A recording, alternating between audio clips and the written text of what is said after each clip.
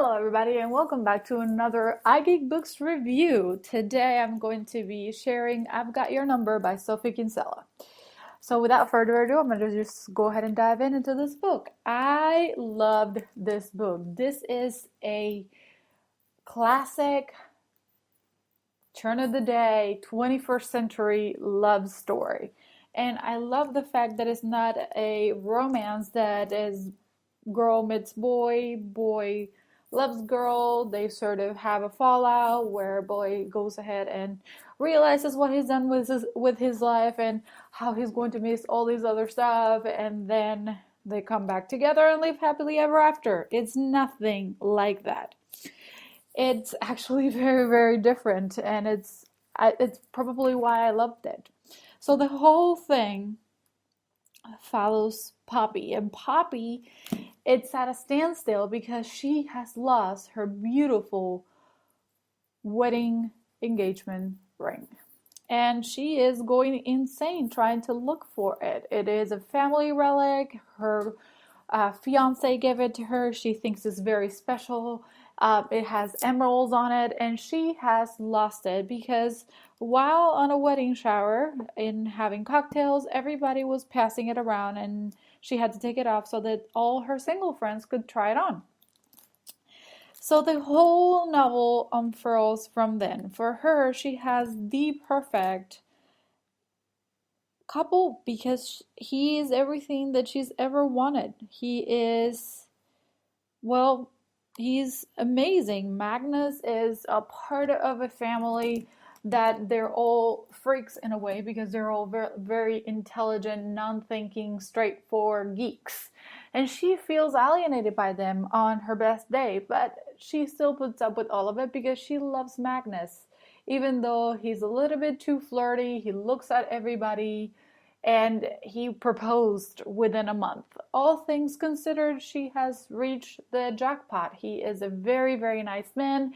He's going to be a professor, and even though she had to bend her rules at her work to be able to be with him, and she just finds that she's the luckiest girl in the world until all of this happens, and her phone gets stolen, and somehow she finds a company phone in a bin at the hotel that she has been going crazy looking for her ring and telling everybody that will listen to please, please, please give it to her if they find it, that when that phone goes ahead and sounds, she starts to take messages and is so desperate that she would try to keep on the phone, which brings into the picture Sam. Sam is a businessman whose assistant just dumped her whole job and the phone into a bin. He's not happy that Poppy has the phone. He's even unhappier that she's unwilling to give it back, and has worked out an arrangement so that they can both work with the phone and have everybody call Poppy on the phone, because it's the only connection that she has to everybody else that might find the ring and get her out of a very, very bad situation where people will find out. And by people, she means the very geeky, very impressive family of her fiance, to figure out that she's lost their precious family heirloom. So the whole thing unfurls from then, and then she realizes she has a lot more common with Sam that she has with her own fiance. There's a lot more that we don't know about this fiance actually, and it's all very shocking because she doesn't really know him. She doesn't really realize to what extent his flirting goes, and the whole book, it's a sort of eye-opener from the very perfect idea of marriage and the perfect guy to the one that she's wanted, the one that she thinks she can have, and the one that Sam's opened her eyes to why she's acting the way she is just because she wants to fit in. She should just throw things out the window. If the guy really wants to be with her, then she should be herself around her parents too. So Poppy, it's going to have an eye-opener. That's all I'm saying, because I don't want to spoil it for you guys. But I have to say, the ending is one of my favorite book endings ever.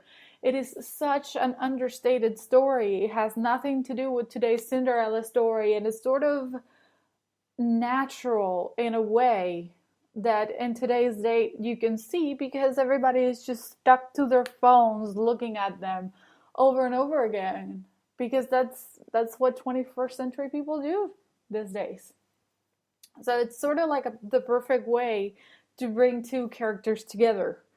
I really enjoyed it. I give it a 5 out of 5 stars. Again, another unpardonable by Sophie Kinsella. I'm very happy that I read it. It's really not a small book by any means. This is almost 500 pages. It's 430 pages, and I still read it in a day and stuck in every bit of the story that I could, and do not regret it. And I think I would actually reread it. It's one of those books that completely catches you, and the way of writing of Sophie Kinsella actually pulls you in, sets you in the middle of whatever situation she wants, and just has you come with her for the whole other part, whomever the character is. So I'm very happy I found this author, and I am very happy I found that actual book, because it's become one of my favorites in a very, very short time. So I definitely recommend it if you guys want to go ahead and pick it up.